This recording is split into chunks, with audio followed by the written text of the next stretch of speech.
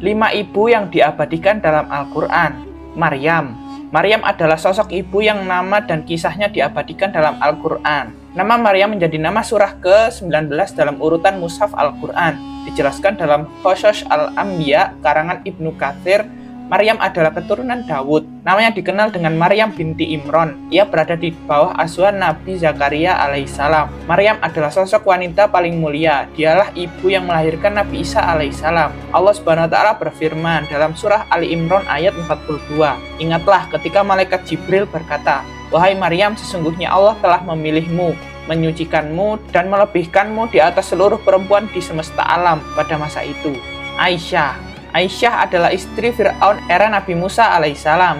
Ia memiliki hati yang tulus meski suaminya ingkar kepada Allah Subhanahu wa taala.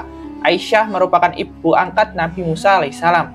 Kisahnya diabadikan dalam Al-Quran surat Al-Qasas ayat 9. Allah Subhanahu wa taala berfirman, istri Fir'aun berkata kepadanya, "Anak ini adalah penyejuk hati bagiku dan bagimu. Janganlah kamu membunuhnya. Mudah-mudahan dia memberi manfaat bagi kita atau kita mengambilnya sebagai anak." Mereka tidak menyadari bahwa anak itulah Musa yang kelak menjadi sebab kebinasaan mereka.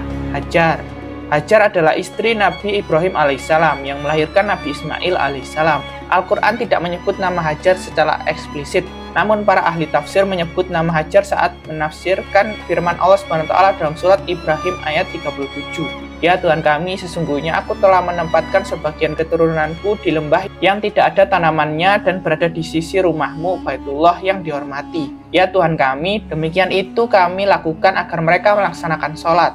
Maka jadikanlah hati sebagian manusia cenderung kepada mereka, dan anugerahilah mereka rezeki dari buah-buahan. Mudah-mudahan mereka bersyukur. Sarah, sosok ibu yang kisahnya diabadikan dalam Al-Quran selanjutnya adalah istri Nabi Ibrahim alaihissalam yang bernama Sarah. Menurut para ulama tafsir, Sarah dan Nabi Ibrahim alaihissalam tak kunjung memiliki keturunan. Hingga suatu ketika Allah Subhanahu wa taala memberi kabar akan lahirnya seorang bayi bernama Ishak atau Nabi Ishak alaihissalam.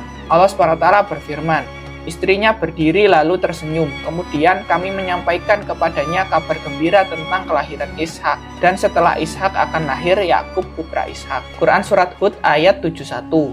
Hawa adalah istri Nabi Adam alaihissalam. Ibnu Katsir dalam Qasas Al-Anbiya yang diterjemahkan Umar Mujtahid menceritakan kisah penciptaan Hawa dari tulang rusuk Nabi Adam alaihissalam. Kisah ini bersandar pada firman Allah Subhanahu wa taala dalam surat An-Nisa ayat 1. Wahai manusia, bertakwalah kepada Tuhanmu yang telah menciptakanmu dari diri yang satu, Adam, dan dia menciptakan darinya pasangannya Hawa. Dari keduanya Allah memperkembangbiakkan laki-laki dan perempuan yang banyak. Bertakwalah kepada Allah yang dengan namanya kamu saling meminta dan peliharalah hubungan kekeluargaan. Sesungguhnya Allah selalu menjaga dan mengawasimu.